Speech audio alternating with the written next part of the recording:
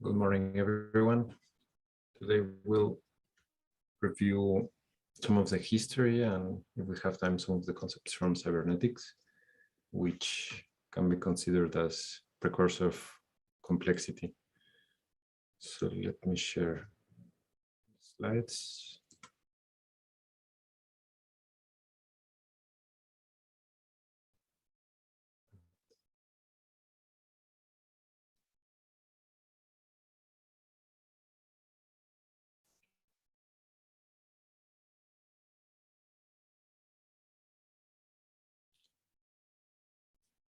So I didn't ask whether the background is Voronoi tessellations. No, it's a fractal tessellation with pentagonal symmetry. So it's not repeating tessellation, a bit like a Penrose tiling. And it's fractal because each of the pentagon has smaller pentagons and so on. Okay, so well, to review the last class about chaos,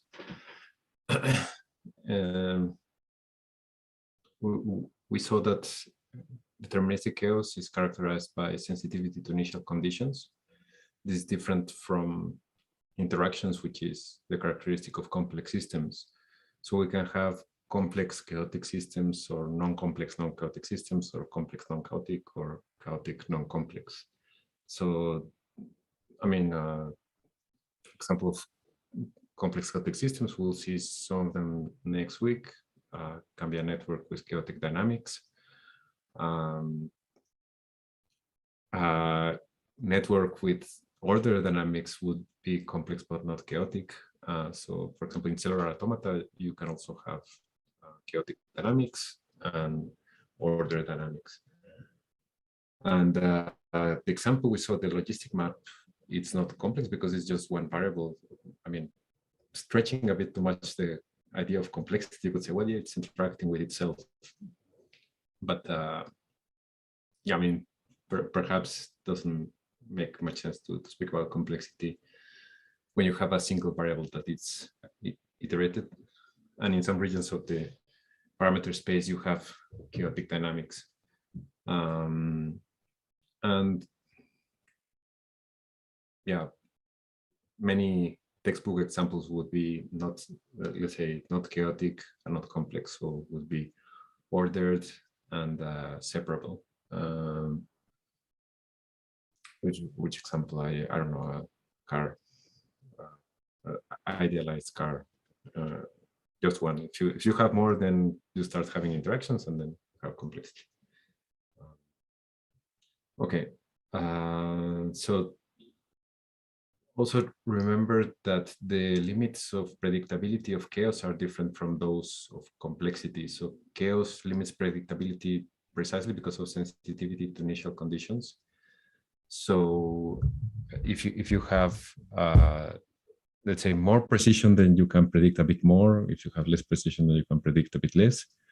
And complexity inherently limits predictability because interactions generate new information that it's not there beforehand. So this leads to computational irreducibility. It doesn't mean that prediction is impossible. It means that you cannot do it a priori, meaning to go through all the intermediate steps. So if you would have a detailed simulation that can go faster than reality, then you could kind of find not precisely a shortcut because you need to go through all the intermediate steps, but let's say you could have some prediction by simulating a system faster than the system itself, the real system.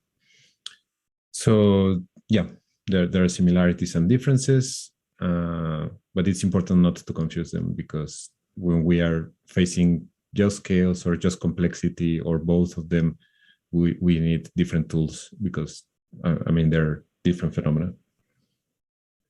So entering into cybernetics, the term comes from the Greek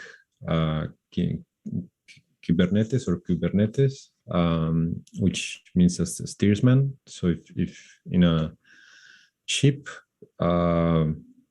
say the ship is guided by the steersman, but also by the tides and by the wind. So you could say that there is some control of the ship, but also the environment has some control of the ship. So how to reach port, not in spite of, but also taking advantage of the environment. It's say what you need to steer the ship successfully. And the idea is that there are many systems that they have internal and external dynamics that are independent of the controller, let's say the steers person. And cybernetics tries precisely to navigate the system into a desired state or a desired function. And already in the 19th century, Ampere used the term cybernetic to describe the art of governing. Very probably this comes also with a bit of influence from the Industrial Revolution, where in a steam engine you have the governor. But in particular, the French cybernetic of the 19th century was political science. So how to rule societies and nations. But still, it's already used some of the concepts that are still used in cybernetics. And if we go to antiquity, we can find some concepts that are similar to the ones proposed by cybernetics. So, for example, in Plato's Republic, he speaks about self-government. How could city-states or let's say a group of people rule themselves in an efficient way to address all the concerns and needs of the society? And of course, this is an open question. We haven't managed how to do it. We haven't found a good solution for this problem. And from the engineering perspective in antiquity, there were also several, let's say, examples of systems that we could call pre-cybernetic. For example, in Alexandria, there was a water clock. In China, Suzong made some irrigation systems that had some feedback mechanisms. I already mentioned Ampere. And also, I mentioned already the relevance. I think I mentioned, maybe I didn't mention it in this class, but in the 16th and 17th century, in the so-called age of navigation, it became very important to measure time, to make maps, because with the tools that they had in those days, you could calculate with the stars the latitude, but not the longitude. So in order to make proper maps, you need good timepieces in order to see, let's say, what's the time in, let's say, in the Azores island and in Spain at the same time, in order to be able to measure the distance between Spain and Azores based on the position of the sun or the stars or the moon. So there was like a very strong incentive to perfection clocks, because they were good enough if they would tell you more or less whether it is day or night. And for that reason, you could just look at the sun and it would be sufficient.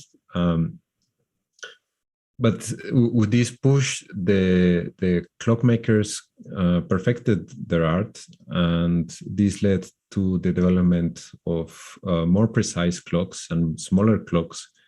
And this same technology was used to make musical machines that could play music automatically, and also automata that basically, well, we could call them robots already since a century ago, but before they were called automata, and it was basically like the ones we see in clocks precisely in medieval Europe. No, sorry, that's not medieval. It's after the Renaissance, that you have these clocks, for example, in Prague and in other European cities, that they're these little figures and they do some pre-programmed movements and play some pre-programmed music.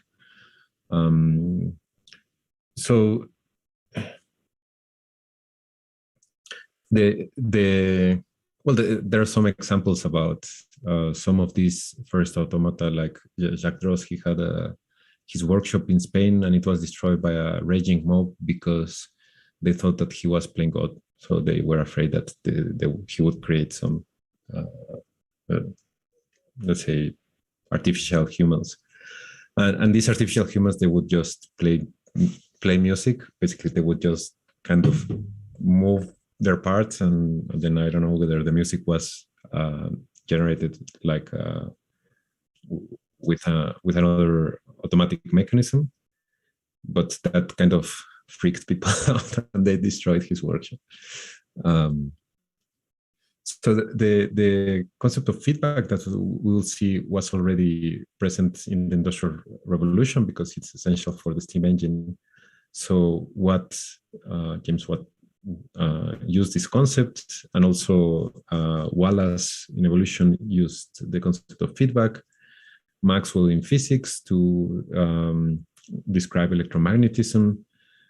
Jacob von Uexküll, he used it to describe in ethology how animals perceive their environment, in what he calls the Umwelt of an organism. So basically he says that other animals don't perceive the world as we do, because they have simply different sensors. So for example, a bee will have a different Umwelt than we have, or a bat will have a different Umwelt.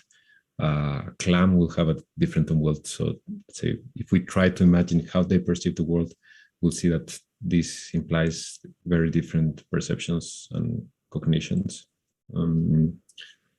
So already in the 20th century, with the development of electricity and electronics, let's say the ideas of control and also advances in formal logic were advanced, and also early neuroscience, late 19th century, early 20th century, and more refined evolutionary theory.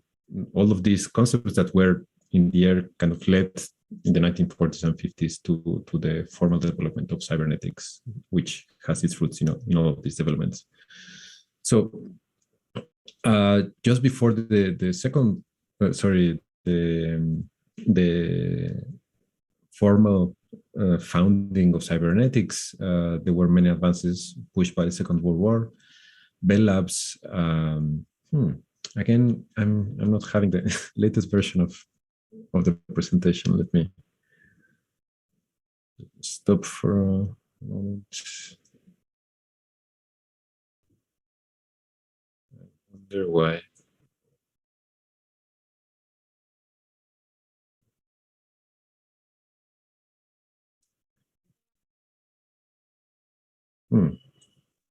I did compile it. Well, anyway. So Bell Labs, it was, let's say, funded by Alexander Graham Bell, and it, let's say, developed telecommunications, but also it was one of the first places where you would have research that was not necessarily developing, say, products. So they have, so for example, Claude Shannon worked there for some time, and they were funding research that was not necessarily for commercial use. And also some of the outputs of that research were given away for free. So let's say they didn't have this notion of patents that many other companies had. That okay, it's our technology, so we will make money out of it, and if you want to use it, you have to pay us for it. Okay, so let's see if, yeah.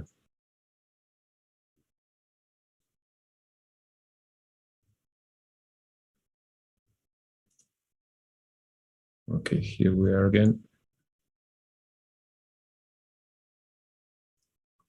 So also there's some,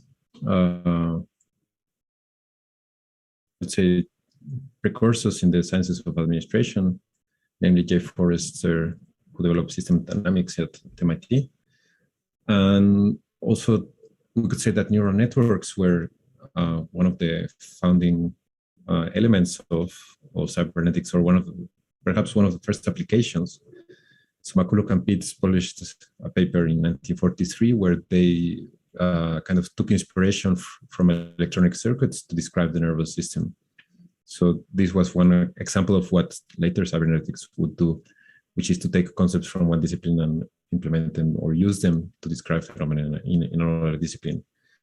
And the paper we will discuss on Thursday, Behavior, Purpose, and Teleology, was also one of the main works that set the basis for cybernetics. So it's important to notice that cybernetics was the first successful scientific attempt to have multidisciplinary research. Before cybernetics, still the case, but before it was like all research was disciplinary. You were either a physicist or a chemist or a biologist and so on. And within cybernetics, people from different fields started collaborating, and this allowed that some theories in one discipline could fertilize theories in another discipline with a scientific perspective. And in a sense, we still do this in complex systems research. So that's why we could say that we inherit some of the approaches of cybernetics. And in parallel, von Bertalanffy developed general system theory. So it had the purpose of studying phenomena independent of their substrate. So this allows to study general principles of phenomena, and instead of trying to see what are the components of each phenomenon. So, for example, we within general systems theory, we are not so much interested of what makes, let's say, a cell, but what are the organizational aspects of the cell. And if we understand this, then perhaps we can use these same organizational aspects, I don't know, for a company or for a country or something like that. Perhaps not a cell, but an organism, or let's say we can move across scales freely. And general systems theory has become so widespread that, I mean, we use the word in everyday language.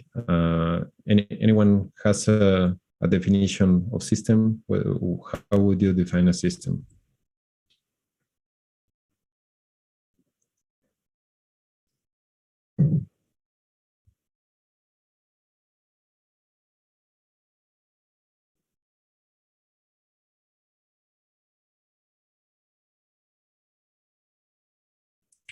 I mean, we all know what systems are, no? May I? Yes, please switch.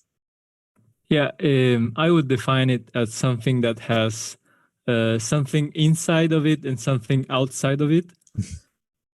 So that has some inner functions, some inner workings, inner dynamics, and also dynamics with the external part. I don't know if this is pertinent to the... It is true that the boundary of a system is relevant, and actually this led in later years of cybernetics to let's say, the second order cybernetics, because they realized that it's an observer that defines the boundary of the system. So therefore, in order to be more objective, we need to include the observer as part of the system. So to draw the boundary, including the observer within the system. And philosophically, this makes sense, but pragmatically, it makes no difference. So it kind of made a detour into more esoteric discourses. And well, we'll see more about it later. Yeah. And anyone else would like to? Well, anyone knows the etymology of system? Because it's not a new concept. Well, already it comes straight from the Greek systema, which means a collection of elements. So already in ancient Greece, they were speaking about this, and also in ancient India, they had similar concepts. So we could say that a system is a collection of elements or something that can be divided. But then the question we can ask is what is not a system? And perhaps because examples of systems, it's very easy to find. They're everywhere. As long as you can identify them and divide them, you have a system. But anyone can think of a non-system?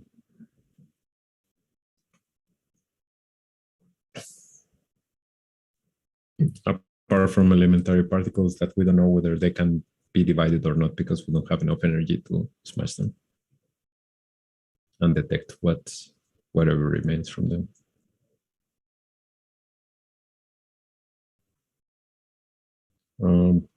Bruno says that anything can become a system.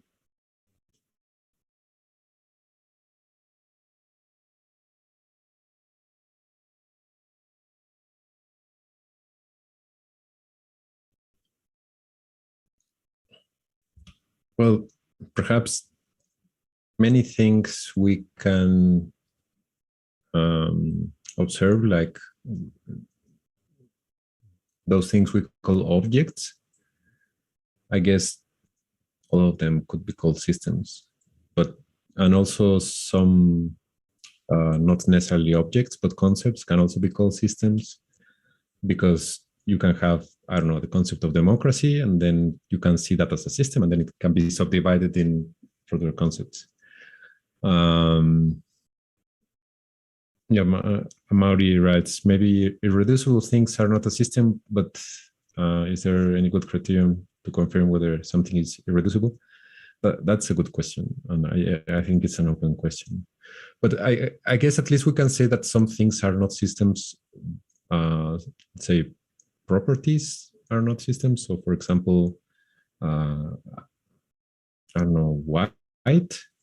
It's a property. I mean, it is something, but you cannot really divide it. I mean, it can be a part of something or a property of some other system. So let's say a system can be divided in subsystems, and those will be systems themselves. But a system has also aspect systems. So, for example, we can say the system of traffic in a city, and it's composed by vehicles and traffic lights and drivers and so on. But then an aspect of that system would be the velocity, average velocity, for example. And that would be an aspect of the whole system that kind of is a collection of the properties of individual vehicles. And maybe that is not a system, that because it's an aspect. So of course you can speak about the individual velocities of cars, but then the individual velocity, let's say, you cannot usefully describe it as a system. So Shoichi writes, so we can make an analogy by saying that names and verbs can compose systems and adjectives and adverbs do not. I would say so, but perhaps verbs, let's say, it's not so much, a verb wouldn't be so much a system, but let's say the action of a system.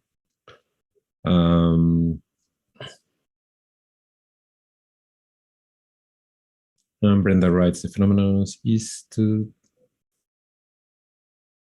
I don't understand the Spanish bit. What are the components that are observed? I blame it on autocorrect.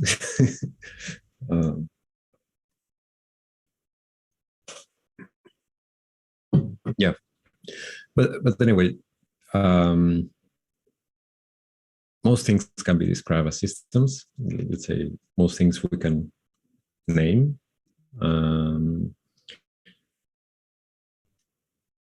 Yeah, I mean, abstract concepts, I don't know, like a number is not a system, maybe it's not useful. So we will see that just like with complex systems, perhaps the question is not so much whether something is or not a system, but when is it useful to describe something as a system?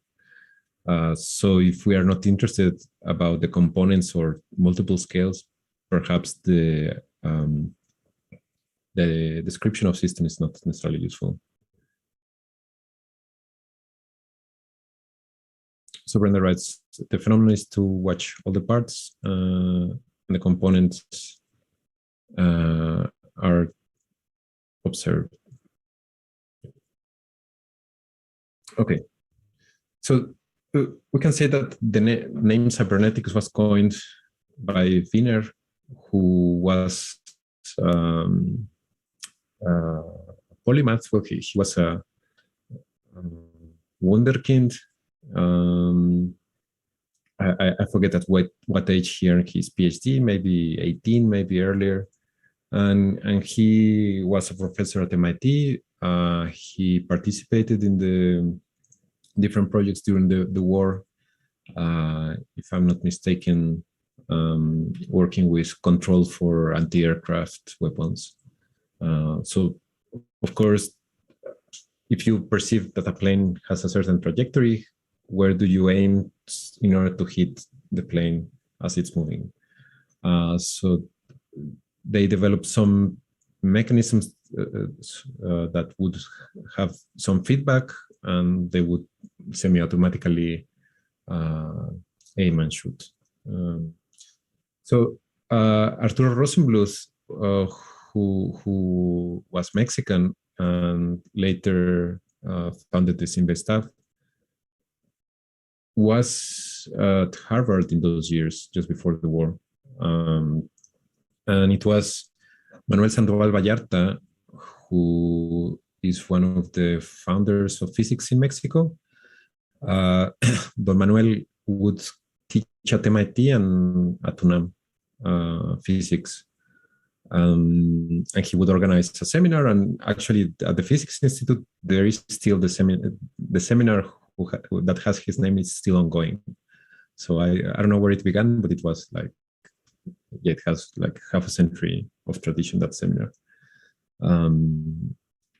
And also, if you go to CONACYT for a demonstration or whatever, you will see that there's a sculpture of Sandoval Vallarta at the doors of CONACYT. So let's say Rosenbluth, who had studied in France, if I'm not mistaken, I forgot who was one of his mentors. But he arrived. Well, he was a cardiologist, physiologist. Yeah, I'm going ahead in his story.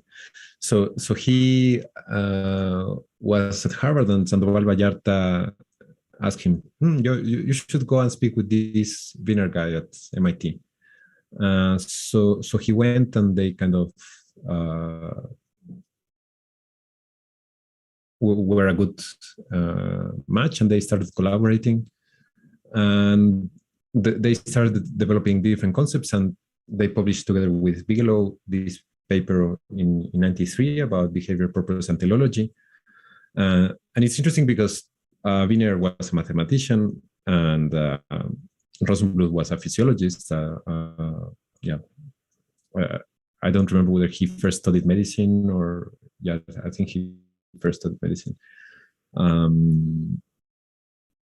And they had this ongoing collaboration. But then during the war, I think, or just after the war, between 44 and 46,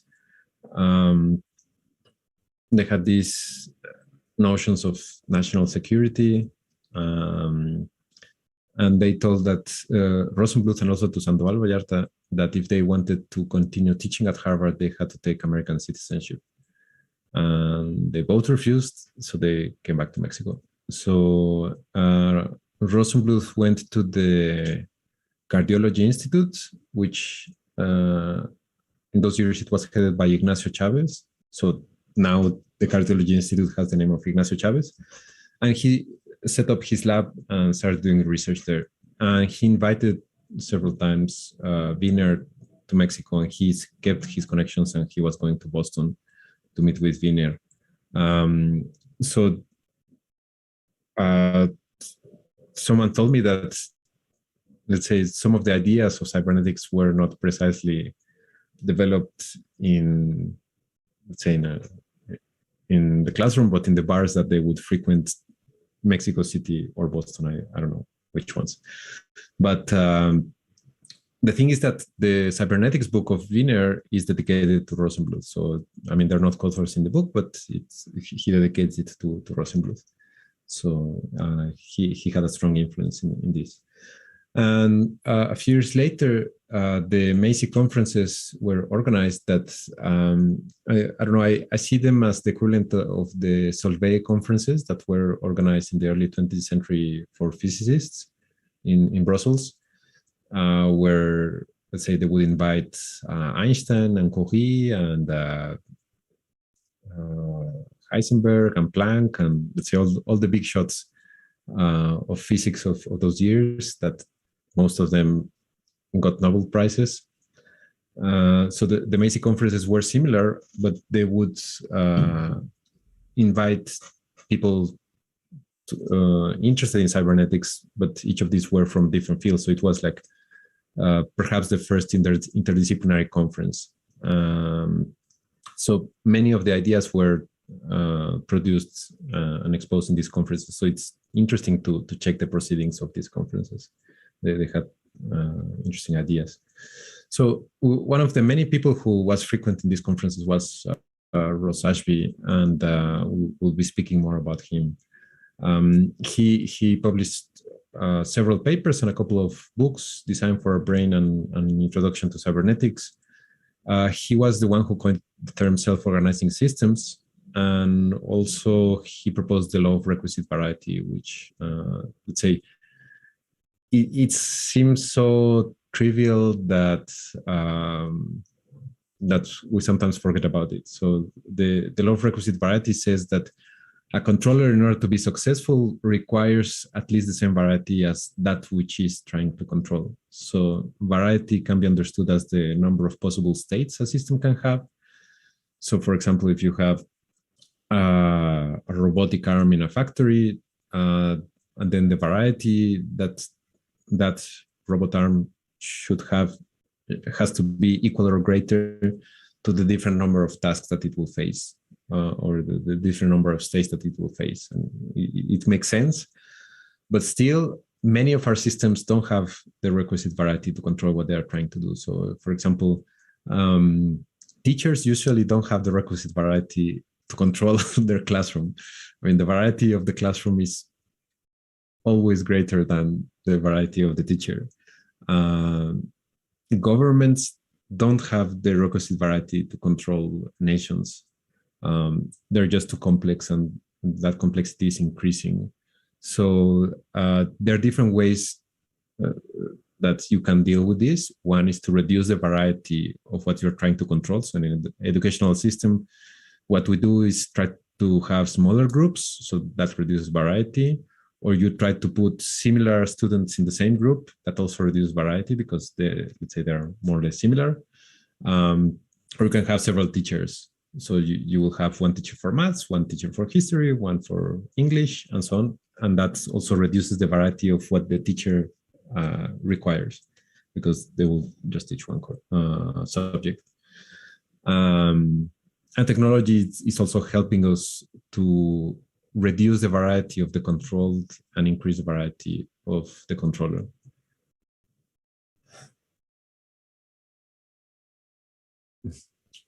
In the chat, there's the question of what is a state. Yeah, there are many things that we kind of need to live just like that, because similarly in math, what is a point? You could say, well, it's the intersection of two lines, but then what is a line? Well, it's a sequence of points. And I like the position of Newton. So there was a rivalry between Newton and in England, and in the continent, Leibniz and Huygens. So Leibniz and Huygens kind of challenged Newton. Well, you speak so much about mass and time and momentum. Why don't you define them? And Newton told, well, I don't need to define them because they are well known of everyone. So it's like, I don't know what it is, but I know what I like. So it's this kind of definitions that we can agree on them without having a a specific definition. So yeah, one way of defining a state would be like an instant in time. Let's say the configuration of a system in time. And then the dynamics is how the states of system change, yeah, or not, or how the states evolve in time. So let me show you a video of Gray Walter. This I need to change the screen share. Just a moment.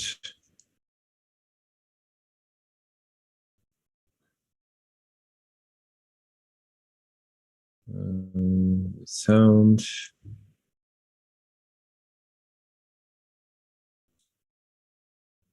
So a small video from the 1950s in England. In a simple villa on the outskirts.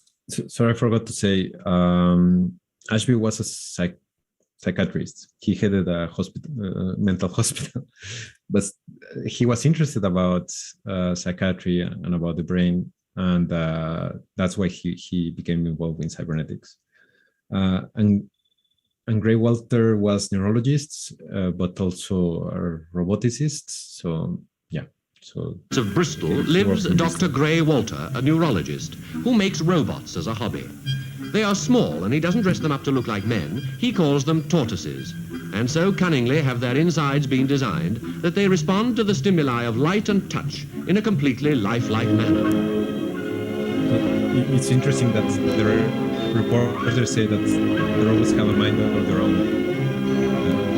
It's like, well, what is a mind?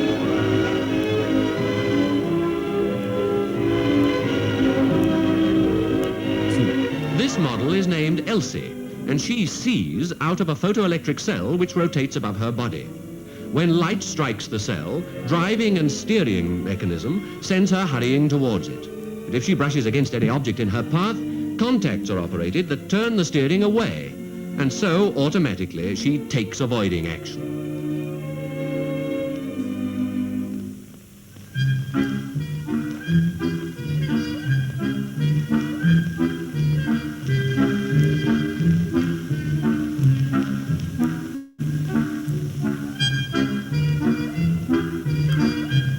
Interesting thing is that the science communication videos haven't improved in more than half a century. I mean, they're very similar.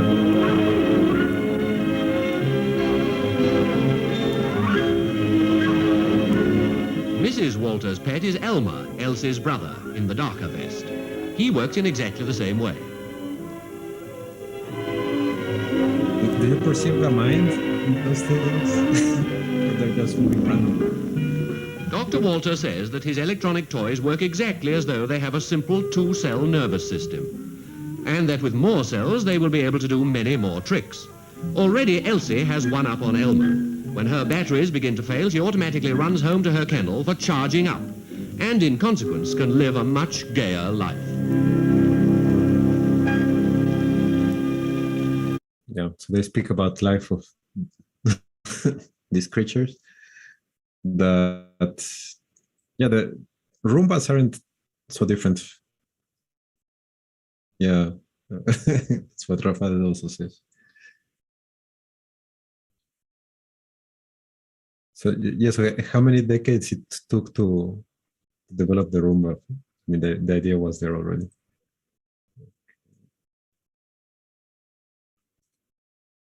So it's interesting.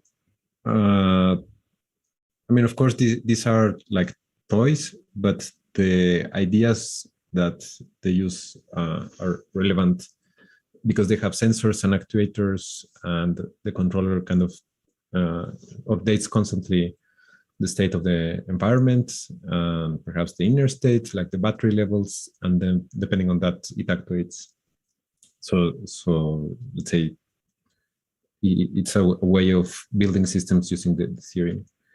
So another figure within cybernetics was, well, and beyond cybernetics was John von Neumann. We already mentioned him because the theoretical computing model that our machines use has his name. So he defined cellular automata because he was interested in studying self-replication. So I think it's a bit similar to Turing, that Turing defined the Turing machine trying to address the decision problem of Hilbert. And von Neumann defined cellular automata, which had many uses since the 60s or 50s when he proposed, because he was interested about the problem of self-replication. And the question was, can a machine self-replicate? In other words, make a copy of itself. And of course, how do you define a machine? And the thing is that he kind of defined cellular automata in order to formalize this question. He had cellular automata similar to the game of life in the sense that you have a grid, but instead of two, I think they had like 24 states or something like that. But the neighborhood, which is called von Neumann neighborhood, was just the north, south, east, and west. Whereas in the game of life, you have also the corners. So you have 8 neighbors. That's called the Moore neighborhood. And he proposed it, but of course there was no computing power to test whether it would self-replicate. And I think it was only in the 90s or already this century that some people managed to have enough computing power and show that yes, this von Neumann cellular automata does self-replicate. And there are many others. I mean, his was not the only one. There's a code cellular self-replicating machine, which many of these work on cellular automata. And there are some more sophisticated versions because there are self-replicating automata, but then there are some self-replicating automata which are also universal computers. And von Neumann was not a universal computer, but of course that was not his purpose. He also developed with Morgenstern game theory. And well, he was a consultant for the US government, especially for the military. And of course, he participated in the Manhattan Project. So of course he had to do with the war efforts. And but after the war and during the Cold War, he used game theory that now is very popular in economics and also in evolutionary biology. But its original use was to measure or to study the situation of conflict with the Soviet Union. And he showed with game theory formally that a nuclear war would lead to MAD, mutually assured destruction. So it doesn't matter who shoots the first missile. Let's say everyone will lose, everyone will die. So I don't know to what extent his work helped prevent a terrible war, nuclear war, because he showed that, let's say, there would be no winner. Okay. We already mentioned briefly Claude Shannon. He was working at Bell Labs, and sometimes he also participated in some efforts during the war. He interacted a bit with Alan Turing when Turing went to Bell Labs during the war. But perhaps, he was quite a character because after the war, let's say he was already renowned and famous. And his classes would be basically what he thought about last week. And interestingly, he wouldn't write it. So it was like some of his work is known because of the class notes that some of his students took, and later it was compiled and published. But for example, he was also a juggler. So he liked to juggle and ride a monocycle. So it is said that when he was in Bell Labs, like people were walking in the corridor and he would zoom on a monocycle. he built a robot that could juggle. Supposedly he in his basement he had like lots of toys, machines to do strange things. With someone, they developed a machine to try to predict the roulette in the casinos. I forget whether they went to Atlantic City or to Vegas because he lived in near Boston, and it worked, but it worked so well that let's say the gangsters that run the casino kind of found them, and they kind of decided it was better to stop. But as a proof of concept, let's say they developed what we would call now a wearable computer with a transmitter and everything, and it would predict, depending on, let's say, where the ball would fall, let's say where it would stop. And they developed an algorithm that would give you better than chance probability of guessing. So with time, you would earn money. And also, I mean, this is already gossip because when I was doing my sabbatical at MIT, it coincided with some anniversary of Shannon's, and they organized an event, and so some of his kids were there, and they told stories. So he had a cabin by a lake somewhere in Massachusetts, close to Boston, but the uncle of Donald Trump also had a cabin there. So there were some stories of little Donald making a mess out of the neighborhood. But yeah, related story to all of this that also involves Trump's uncle. I just finished listening the audiobook of one of Tesla's biographies, and when Tesla died in 1943, well, he had been speaking about this death rate that we mentioned it last week. So now I know about this death rate. So he had this. He told many journalists that he was working on a prototype of a death rate that would be able to shoot down planes. So it was like, instead of like concentrated electromagnetic waves, and they would destroy planes. And then there are different versions of what this ray could do to protect countries or to destroy cities anywhere in the world. And the thing is that there were so many rumors that when he died, everyone wanted to get that death ray or the papers that would lead to the development of that death ray, because it was the middle of the war. So the US government kind of seized his property and launched a commission. And who was the head of that commission? Trump's uncle. Small world. And in his report, he told, no, there's nothing useful. He was lying.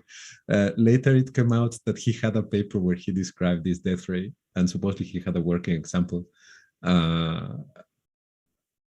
And also, they were searching for this because supposedly he left it as a warranty.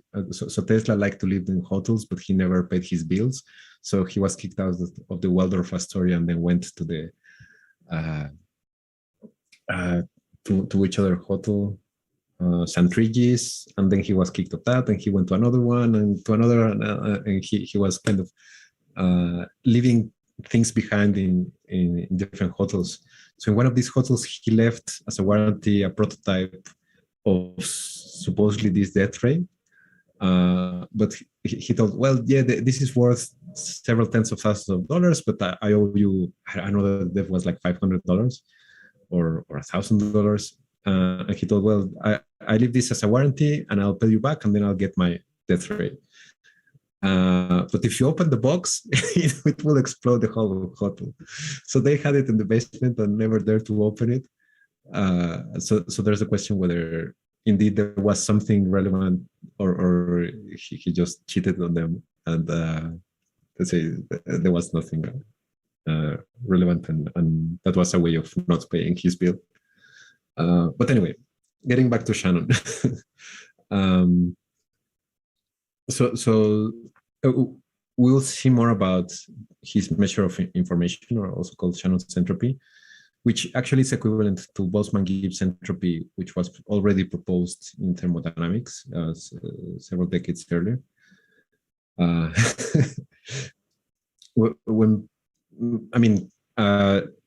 Entropy is a central concept in complex systems as well, and especially in physicists that study non-equilibrium systems tend to have similar interests to those of the complex systems community.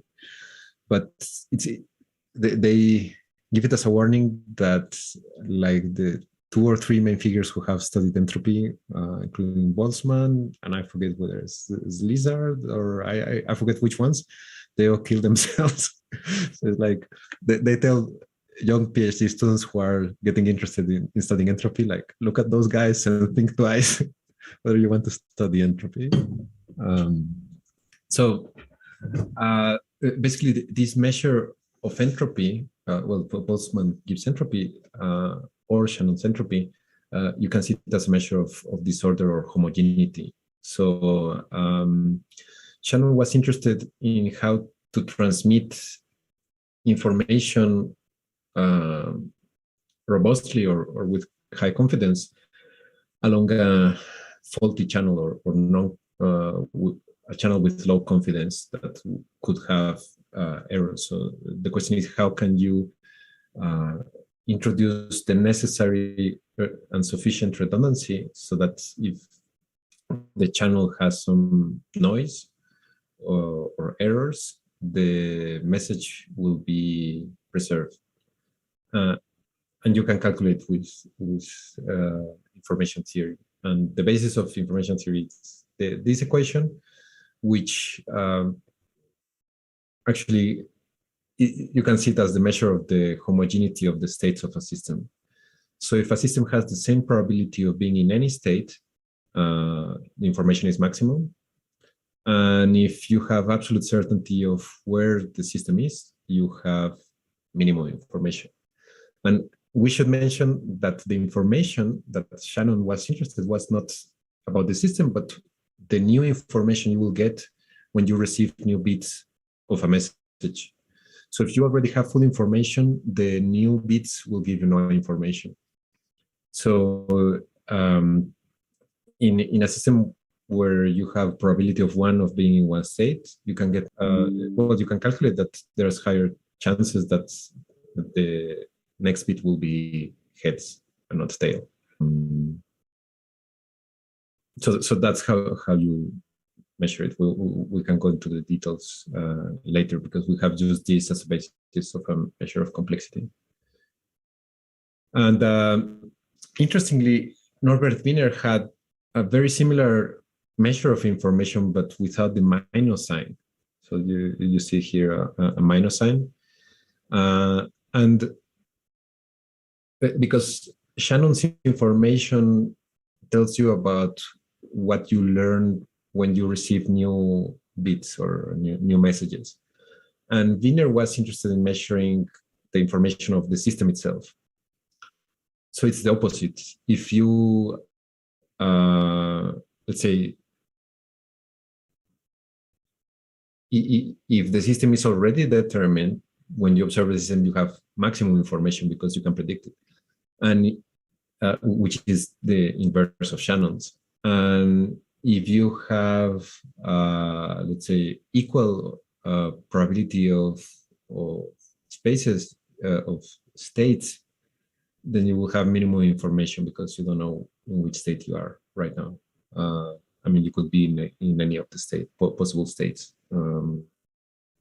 So this was a big fight between them, and I heard from a professor who knew them that they would be like enemies and kind of not shake hands and almost spit on the floor when they met in the corridor and things like that. I don't know to what extent that's an exaggeration or not, but let's say they had these conflicting views, and but at the end, everyone accepted Shannon's measure.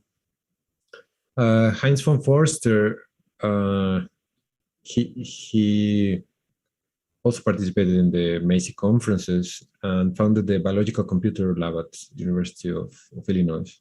And we could say that this was the first, well, he created the first academic program that was truly interdisciplinary, because most of the people within cybernetics, they were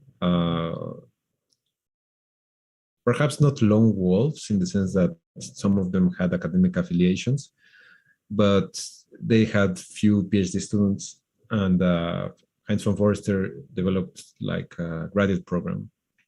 And out of this program, in later years, people like Stephen Wolfram and Chris Langton came out of here. So it's yeah, people who have worked more with cellular automata and artificial life and complex systems did their PhDs in the 70s and 80s in this university. And I mean, later it kind of faded away. I mean, it's still relevant, but it's not as important as it was because it was the first one. And I already mentioned second order cybernetics, so it was precisely Heinz von Forster who started speaking about this, because you had they realized that depending on the observer, you could have different description of the system. So they thought, okay, let's include the observer in the system, but then it became all perhaps too much subjective. People kind of got stuck into philosophical discussion instead of developing real-world applications. So that kind of discredited the field a bit, and many people kind of took the distance from cybernetics and systems research. And those who stayed kind of, I wouldn't say hijacked, but let's say they have used, well, the research is more discourse based than application based. So it's like, oh, we should use these concepts to describe, I don't know, the global situation related to hunger or poverty, which is useful, but it's not explicit how can that alternative description gives you benefits over the traditional descriptions. And since they haven't been successful yet, like few people still study cybernetics with that name. During the Soviet Union, cybernetics was very big, but they were basically control theorists, so that was engineering. And that continued, but then after the collapse of the Soviet Union, let's say the number of people doing science in the former Soviet Union was reduced considerably. Yeah. Gordon Pask was a later figure. Just to mention, he developed interactions of actors theory and conversation theory. Stafford Beer, he was quite a figure. So he was a manager, and he applied cybernetics to organizations and businesses. And perhaps some of you know about the CyberSyn project, or in Spanish it was called Proyecto Cinco, but with S-I-N, like Synergy and Co.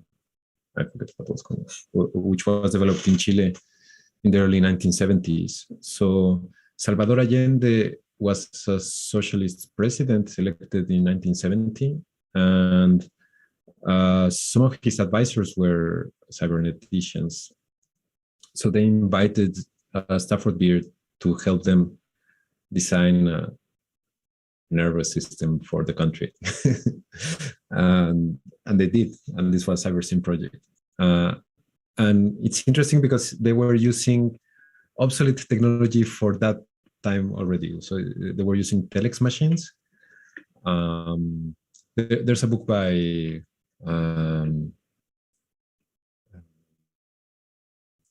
Professor Medina. I think she's in Indiana.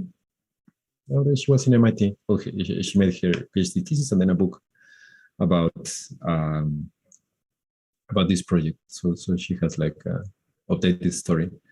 If you're interested, Eder Medina, and so the idea is that they were using telex machines, which are like the previous technology to faxes. So they basically send through electric wires information, and then the recipient prints text, making lots of noise. Yeah, the huge machines. But they use these telex machines to have real-time information in Santiago, the capital.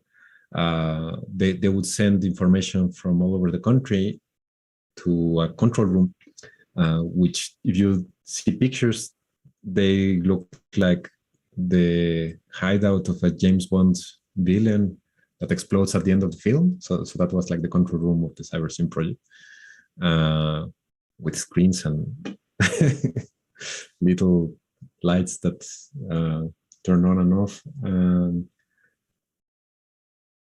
So the thing is that it's managed to prove its usefulness because there was a strike, I think already in '73, of the truck drivers.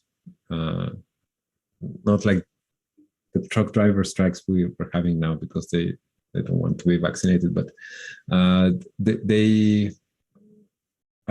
forget what they wanted, but let's say later it came out that the CIA was pushing the people who were against. The CIA was funding people who were against Salvador Allende's government because it was still the Cold War and they didn't want a successful left-wing government in Latin America. So yeah, they basically financed the coup d'etat. But before that, there was this strike, and there were only like 50 drivers that remained loyal to Allende. But since they have real-time information of where produce was needed and where it was available, they managed to keep more or less the country running because they had this cybernetic system. Some people would say that it's easy in Chile because it's linear, because you just have one dimension, one road, and one highway, and then you connect all the country. But you know, that's a bad joke. But then in September 11th, 1973, there was the coup d'etat, and they killed Allende, and they basically destroyed this project. And let's say there was no follow-up. But yeah, already 50 years ago, they had this idea of using cybernetic in government, and it was like a working example. Also from Chile, Humberto Maturana and Francisco Varela, let's say after the coup, they left to the States. But already beforehand, they had some advances. So Maturana actually studied with Maculo Campitz in Harvard in was it the 50s or the 40s? They have a very famous paper of what the frog eye tells to the frog brain or something like that. And so both of them were biologists. And yeah, Maturana died just recently. And this paper of the frog's eye, it turns out that with the species of frog that they were studying, if you would give them dead flies, they would starve to death. They wouldn't eat them. But if you would put some ball bearings hanging somewhere and would shake them in front of the frog, they would try to eat them. So one could say, oh, it's such a silly frog. It starves even when they have flies right by their side, and it tries to eat ball bearings when we know that they're not edible. But I mean, in the umwelt of the frog, say where they evolved, they don't have these situations. Usually, there's no evolutionary pressure to detect dead flies, because if a fly is dead, then let's say it won't be there for long. Someone will eat them. And there are plenty of flying flies. So there's this reflex that if there's a dark spot in their visual area moving with certain properties, then the tongue will trigger. And so let's say the categorization for us is wrong, but for the frog, that's how they categorize. Okay, so they were interested about cognition and also about what makes systems alive. There's a field which is known the philosophy of biology, and they were both very influential into the development of this field. They coined the term autopoiesis, which let's say etymologically means self-production, as a way of defining living systems, because we mentioned already some of the problems we have with definitions. Well, definition of life is not agreed, and their proposal was to use autopoiesis as a definition of living, of the living at a molecular level. So they actually made a computational model where you had different molecules, and they would form, self-organize into a membrane, and let's say kind of be autocatalytic. And then Barry McMullen, who is a professor in Dublin, during one of his sabbaticals, he decided to reproduce, to replicate this model of autopoiesis, and he couldn't get it. And Francisco Varela would tell him, "Oh, just fiddle with the parameters. It has to work." And Barry, he was trying and trying, and he wouldn't. It wouldn't work.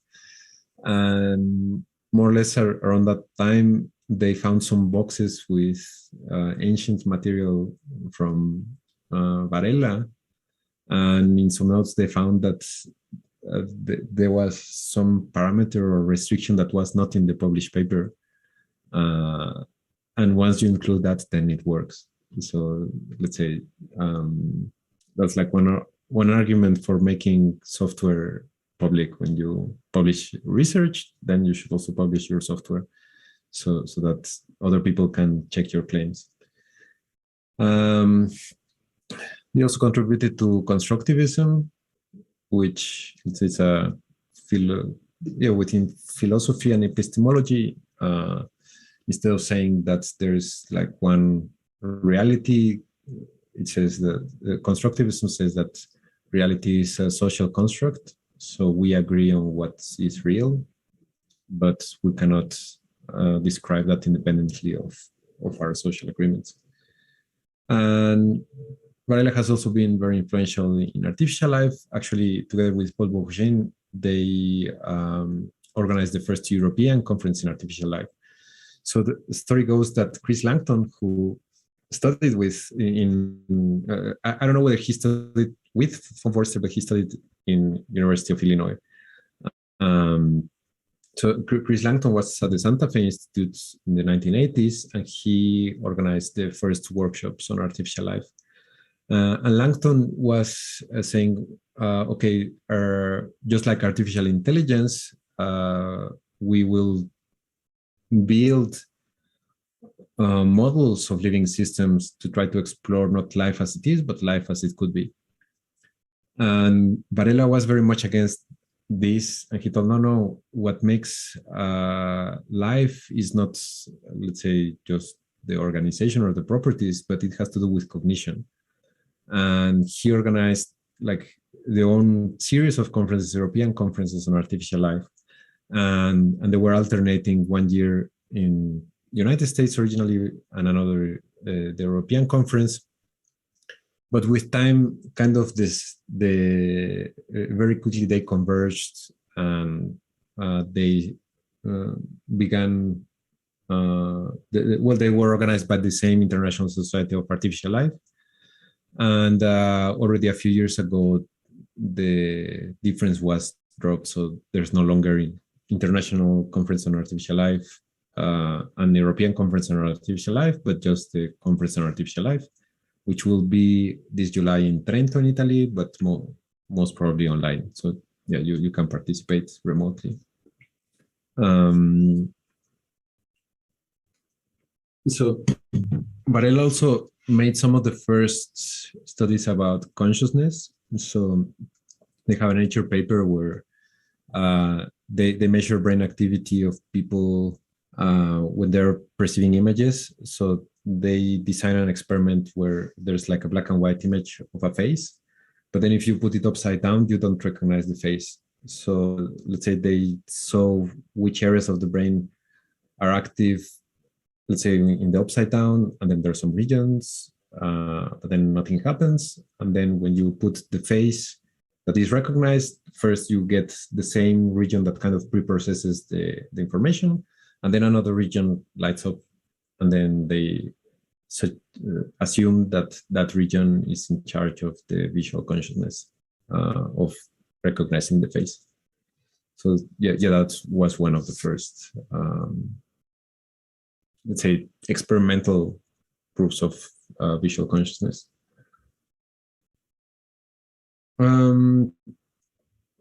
Okay, so let's quickly go through some of the concepts that were proposed within cybernetics and are still useful, and we could say have been absorbed by all disciplines, and these have to do with control. And well, I already mentioned briefly the low representative variety, also the complexity profile.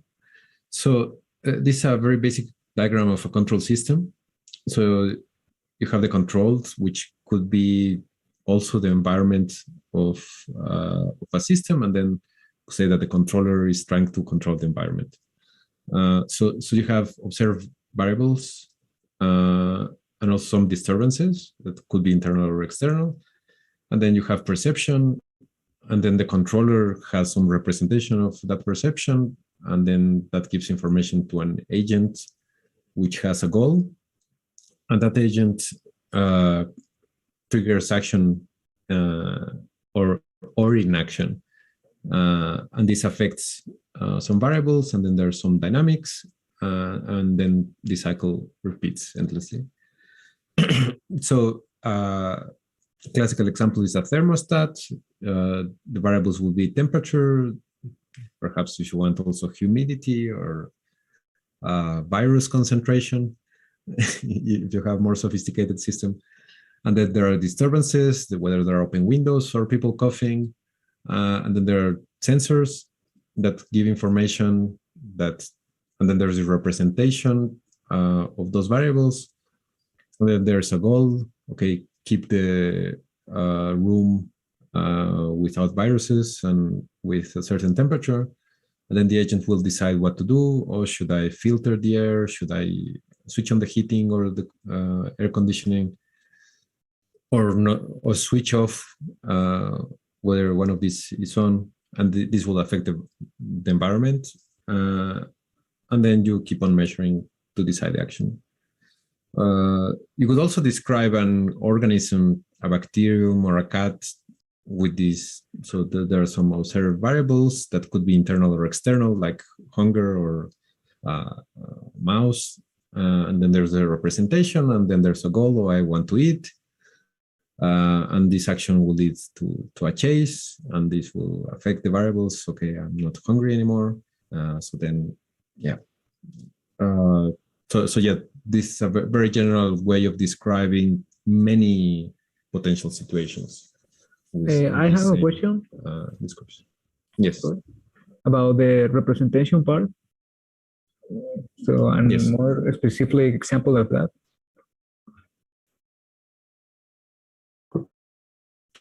Sorry, again? A more explicit example of the part of the representation. It was that clear.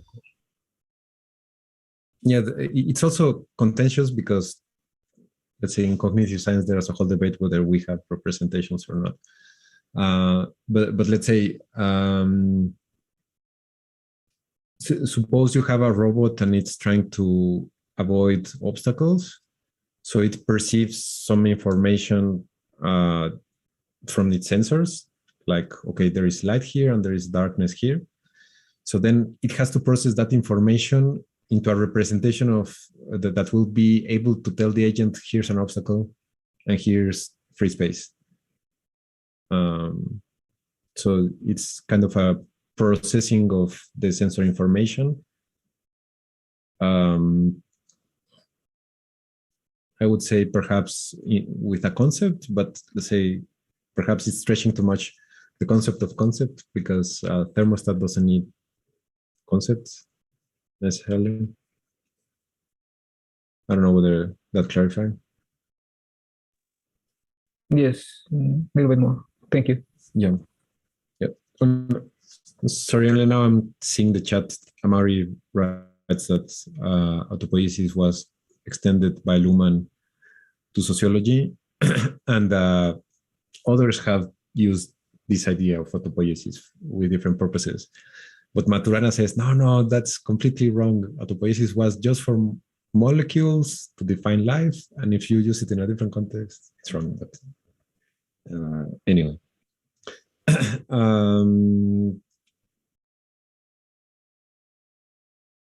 Jan, Odin shared the paper of Barry McMullen. Thanks. Okay, so we have different control mechanisms. They can be passive or active. And buffering will be passive, which is basically you have a boundary that prevents disturbances or perturbations from affecting the variables of the system. So basically, in this diagram, you have these variables, and these disturbances or perturbations affect these variables. And then the control, different types of control, try to limit the effect of these disturbances into the variables. So buffering would be just like a barrier. In the example of the thermostat, if you put insulation, then if there are changes of temperature outside, then this will affect less the temperature inside. So yeah, this would be in the bottom, you have perturbation, and then buffering reduces the effect of that perturbation in what you're trying to control. And then you have a feed-forward mechanism, and you could say that this is anticipation, meaning that there's a perturbation, and before, sorry, it's this one. Before that perturbation reaches what you're trying to control or affects its variables, the control will reduce the effect of that perturbation.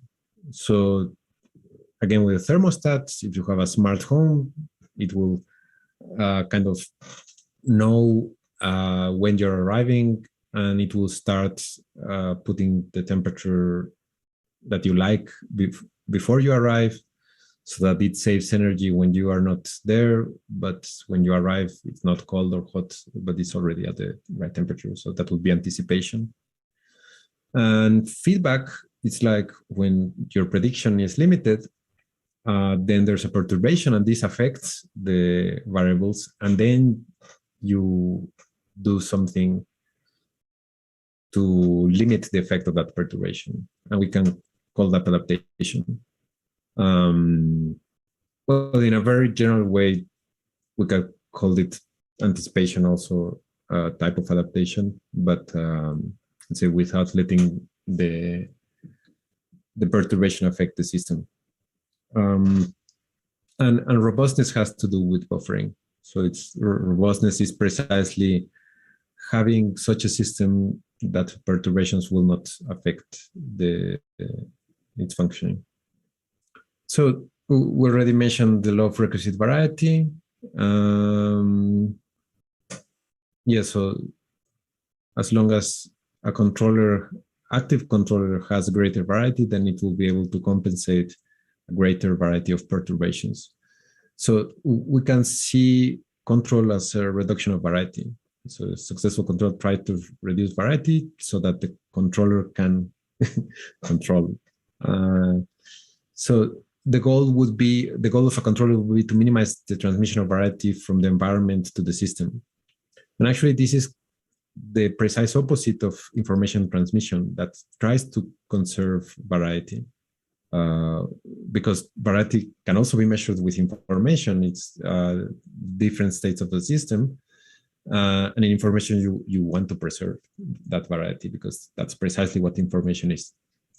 And you could also apply it to models in the sense that a model requires as much variety as what you're trying to model, which is also, to paraphrase Einstein, that models should be as simple as possible, but not simpler. So if it's simpler, then it doesn't have enough variety. So Yanir Baryam proposed the complexity profile, and you can see it as a generalization of the law of requisite variety at multiple scales. So in this sense, variety could tend to complexity. So here scales are spatial. So at the bottom scale, you will have elementary particles, atoms, molecules. And at the very high scales, you would have comets, stars, and so on. So this would be the complexity profile of, for example, a gas that you require lots of information. You have very high variety at low scales because each molecule has a different position and momentum. So if you want to describe the system at that scale, you need lots of information. But then very quickly, you can average those properties with temperature, pressure, volume, and so on. And then you don't need much information to describe this at other scales. If you have, let's say, a comet, you need few information at low scales because, let's say, it's a crystal. So if you describe, let's say there's lots of redundancy, so you have a description of one atom, then it's the same for other atoms and molecules and so on. But then when you go to scales of millions of kilometers, you still need some information to describe this. And for example, this red curve could be a cat. So there is some organization at the molecular level, but let's say more organization than a gas, but less than a crystal. But then at intermediate scales, the cat does things that require information, like its movements, its habits, and so on, and that requires more information to describe the cat at the intermediate scales. So the main idea is that variety and complexity are dependent on the scale at which they're described. So for this reason, it's useful to observe systems at multiple scales, and then you can address the variety at each scale. So just to conclude, we could ask ourselves whether cybernetics is dead, because as I mentioned, it kind of was taking over scientists with shady credibility. But on the other hand, it has been absorbed by most disciplines, even when they don't call it cybernetics. We all speak about systems. We all speak about control. We don't speak about the law of requisite variety, which, let's say, is something very valuable. And within complex systems science, we use many of the approaches, and we could say a very similar spirit of interdisciplinarity and cross-fertilization that cybernetics already have. So perhaps it just changed name. I mean, there are still organizations and congresses on cybernetics, but for example, the American Association of Cybernetics, I forget whether it already was shut down, but they were discussing whether they should continue. Almost 10 years ago, I was invited to one of the European meetings on systems research in Vienna that have been ongoing, I don't know, for 50 years. And you could see that the field was not healthy because only about 10% of participants were students. And some of them were already, let's say, from the old guard. Retired or emeritus professors, but they kind of didn't manage to renew their community. And on the other hand, if you go to a conference on complex systems, maybe half or more of the participants are students. So let's say much younger, well, there are lots of young people interested in complex systems, and very probably the same work that is presented at one conference could be presented at the other conference. But yeah, it's kind of the complex systems community is in a much healthier state, I would say, just because it has managed to attract young people. Okay, so just to conclude, cybernetics was the first attempt to study phenomena independently of its substrate in an interdisciplinary way. It has left its mark in all areas.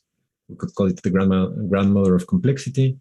However, now it's kind of not so well seen, kind of not fashionable anymore. So on Thursday, we'll discuss the article of Rosenbluth, Wiener, and Bigelow. And next week, we'll start seeing random Boolean networks, which is a generalization of cellular automata. Very useful to study the relationship between structure and function and different dynamics that you can have in complex systems. So, are there any questions?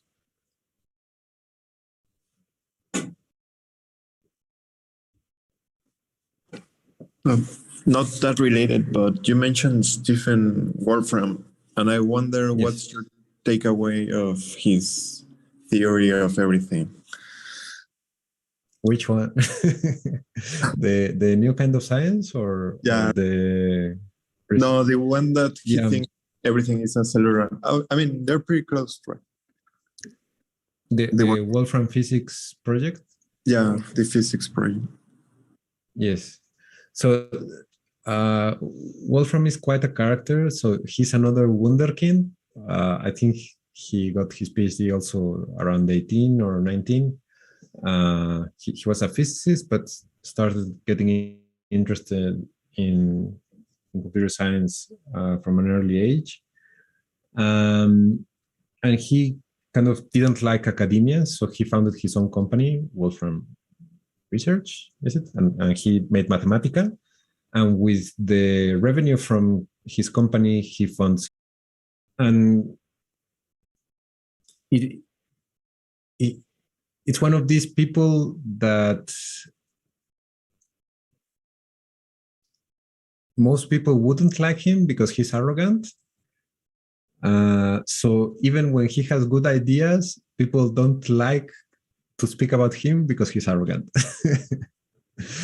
But supposedly we should be objective in science, or try to be as much objective as we can. So even with all his social defects, I think that he has done a lot for the field. Another criticism of his precisely his new kind of science book is that he kind of locked himself for 10 years and came up with this huge book exploring cellular automata and Turing machines and many others, but ignoring the work of the community. So he didn't have any citation in more than 1,000 pages. So he's like, this is my science, and he also has a bit of megalomania, like comparing himself to Newton and Einstein and things like that.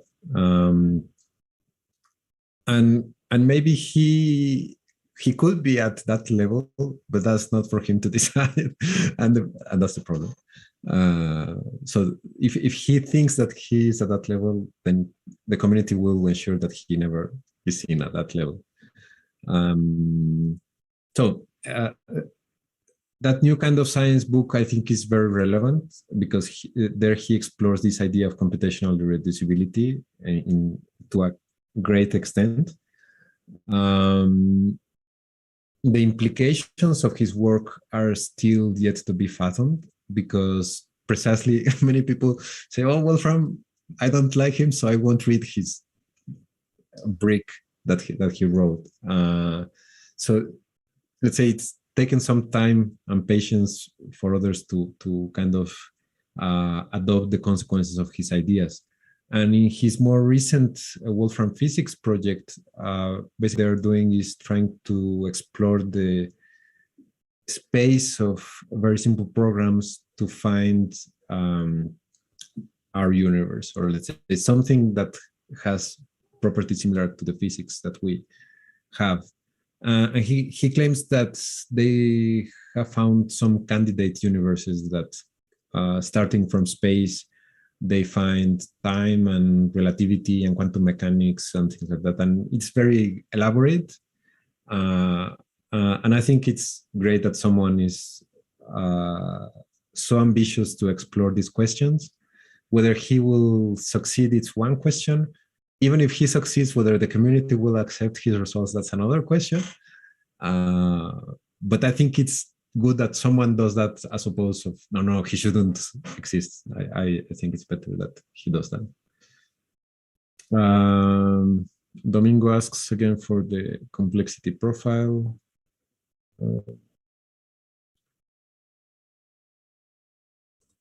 Okay. This one.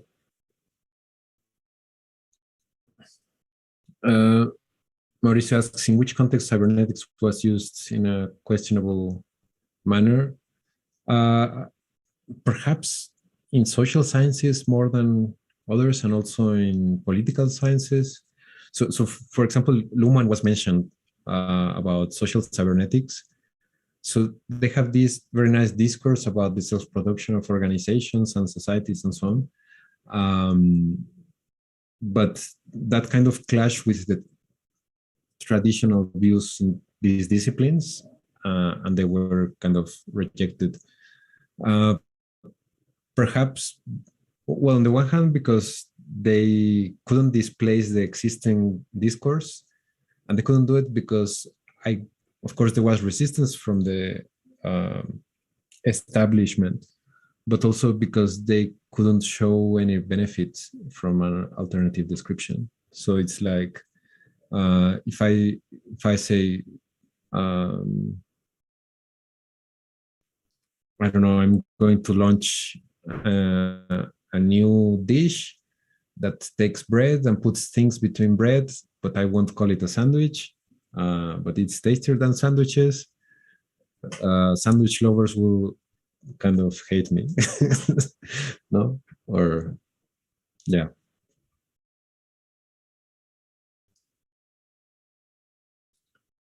Well, we're a bit over time, so if you have more questions, please post them in the Google Classroom, or we can start also next class with your questions. Just raise your hand when we begin on Thursday. So have a great day, and see you on Thursday.